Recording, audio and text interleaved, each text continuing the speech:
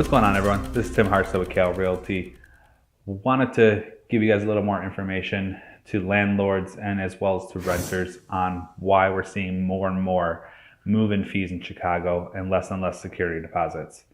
Basically, the history behind it: a couple of years ago, Chicago started really cracking down on landlords and how they were holding security deposits.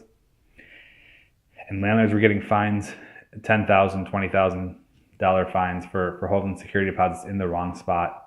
And because of this, they started moving to move-in fees. When you do a security deposit, it has to be kept in a Illinois bank, and when it's returned, it has to be returned in a certain amount of time and with the proper interest paid as well. And many landlords aren't paying interest. So if you're a tenant and you paid security deposit, make sure that the interest is paid as well. Otherwise, that landlord still owes you money there.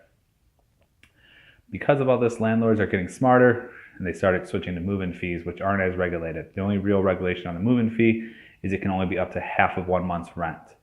So with a move-in fee, if you're a landlord, you're taking that, you're not having the risk that you would have as a landlord taking a security deposit. You know, they're not going to have the city of Chicago coming after you, asking to see the account and all the accounting with it. And you now can take that money and keep it. So when you take a security deposit or a move-in fee, let's say it's $1,000 rent, you charge a move-in fee of $500.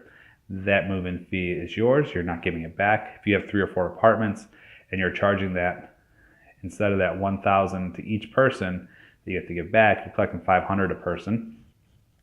Keeping it, that's $2,000 if one, you're hoping that 1 out of every 4 of the tenants, not more than 1 out of 4 are doing any damage, and that move-in fee is covering any damage and the turnover that you would normally have that you would use the security deposit for. So that's the reason that you're seeing it. For some renters, it's good if you don't really have the cash to do a full month security deposit plus first month's rent. It's saving you some money. For other renters that do have the cash, it's bad because you're not getting that money back. So you're spending money that you weren't spending before. But really, it's just a matter of the city of Chicago going after landlords and being much more stringent with the rules and regulations that's causing them to do this.